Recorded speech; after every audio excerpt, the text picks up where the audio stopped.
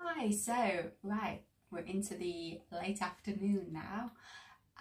So it looks to me like it's dried. I can touch it. I'm not sticking to it. Doesn't feel wet, so it's all good news. It's perhaps a little later than I hoped, as it's sort of 4ish now. But I'm going to get a layering spray on now and get another layer of grass on. So I'll just quickly cut, show you how it's dried, and then we'll get the next coat on. So this will hopefully be a bit shorter than the last one. It was a little longer than I kind of anticipated it would be, the last lot, but I'll keep this one shorter and hopefully just show you sort of the next level. So there you go. So you can see, if I go nice and close for you, you can see it's dry. That's just the light shining off. It's just the, unfortunately, this time of day in here, the light that's coming across. So you can see it's a little shiny there. That is actually dry. I know it looks perhaps like glue. It's just the light shining off it. So yeah, there we go. I'll pan round this side. So you can see that's how it's looking right now. So I'm quite pleased with how that's dried. Perhaps I could have done a little bit thicker there, but it's all work in progress. So yeah, let's get going. So again, obviously I'm going to cut me out now for a little while, so you'll just see me from there sort of downwards, and you can watch sort of the next step happen. So we're good to go. We've got our layering spray, so I'm just going to give this quite a liberal kind of squirt on. This will also help set any kind of softness at the Don't worry about the buildings, it hasn't got that much reach. I used to sort of have a sheet of A4 paper and try and protect, but there's no overspray, after spray there at all. I put my hand there, can't even feel a thing. It's all good.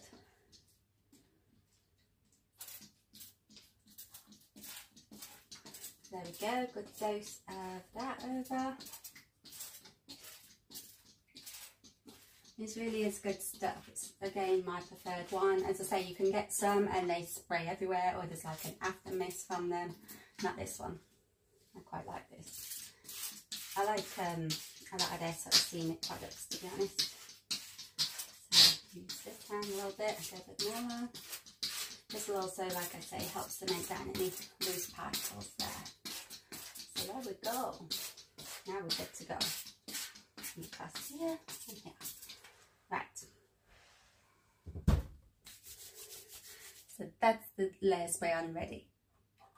So again, it's exactly the same as if you watch the first part. It's just going to be another case of very loose now. Sort of exactly the same, but just going over. Perhaps be a little bit more liberal with this layer, perhaps. A little bit more down there. That white was showing through.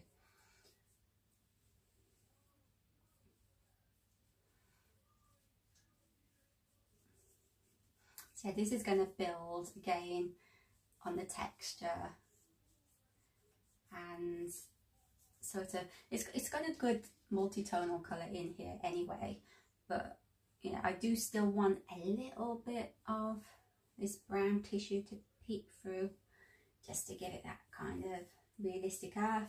But I will do like I did down at Diddle Squat on the right hand corner, where I want to kind of bank that up because I'm conscious that still looks slightly boxy. But yeah, down at Diddle Squat, where on the right hand corner I've got the cows, I use some of the fine Jarvis dark earth, just to make it look like they'd got sort of tracks where the animals had walked and or like to walk, you know, as you often see, you know, they seem to like to follow a pattern almost. They don't sort of walk everywhere. So I've tried to recreate what you see really when you're out and about in the countryside.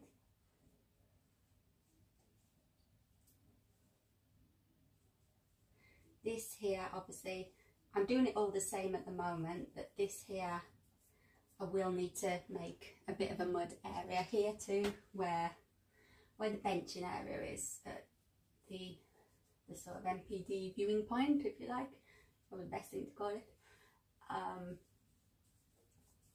So obviously where people walk up and down and stand and sit at the bench, that's obviously wore the grass to dirt. So I need to recreate it sort of a little bit overgrown grass on the edge, and then like the dirt where people walk and sit with their feet and that.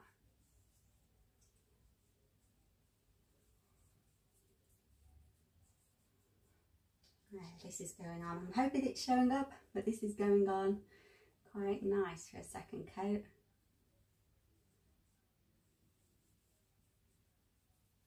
So what I'll do now, come around that side and carry on with more of the same, and then I'll cut the filming here for you, so you're not endlessly watching grass scatter.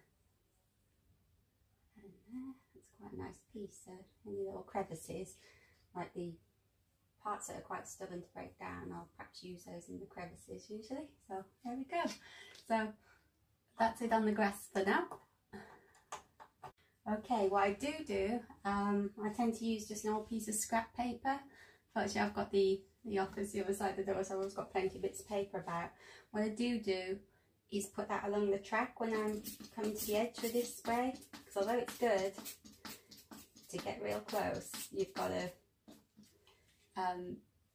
you cannot get as close as you need without a little bit of the overspray from there. So I do use it on there, and then just put that out of the way in the middle.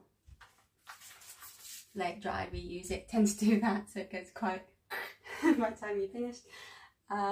So yeah, now I'm going to put the turf blend again, another layer around the edge here, and just going to wash my hands after having. You can tell I'm rushing a little bit today.